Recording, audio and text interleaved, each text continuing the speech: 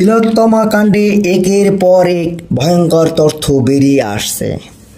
Central গভর্নমেন্টের নিয়ম অনুযায়ী সন্ধ্যের পর পোস্টমর্টম হয় না এবং রাজ্য সরকারের নিয়ম অনুযায়ী বিকেল 4টের পরে পোস্টমর্টমের কোনো আইন নেই। বিশেষ করে রেপ ও মার্ডারের বডিগুলি কোনোভাবেই সন্ধ্যের পরে পোস্টমর্টম করার কোনো আইন নেই। তাহলে প্রশ্ন হলো, টালা থানার ওসি অভিজিৎ মণ্ডলকে কে পারমিশন দিল বিকেল 4টের পরে অর্থাৎ সন্ধ্যের পরে তিলোত্তমার দেহকে পোস্টমর্টম করার? কার নির্দেশে উনি পোস্টমর্টম করার পারমিশন দিলেন? ওসি অভিজিৎ মণ্ডলের উপরের পোস্টে হলেন কলকাতা পুলিশ কমিশনার বিনীত গোয়েল। তাহলে কি কমিশনার বিনীত গোয়েলের নির্দেশেই কি তিলোত্তমার দেহ দ্রুত পোস্টমর্টম করা হয়?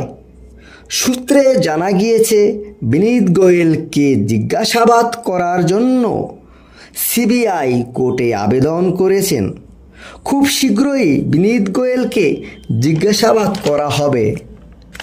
সিবিআই সূত্রে জানা গিয়েছে, কলকাতা পুলিশের আরও কিছু অফিসারকে জিজ্ঞাসাবাদ করার জন্য সিজিও কমপ্লেক্সে আনা হবে এবং তদন্তে অসঙ্গতি পাওয়া গেলে তাদেরকে গ্রেপ্তারও করা হতে পারে। এদিকে টালা থানার ওসি অভিজিৎ মণ্ডলকে ইতিমধ্যেই তিলোত্তমা খুনের তথ্য প্রমাণ লোপাটের অভিযোগে গ্রেপ্তার করা হয়েছে এবং আজকে বিকেল 4টে টালা থানার অ্যাডিশনাল ওসি পল্লব বিশ্বাসকে নতুন করে জিজ্ঞাসাবাদ করার জন্য সিজিও কমপ্লেক্সে নিয়ে আসা হয়েছে।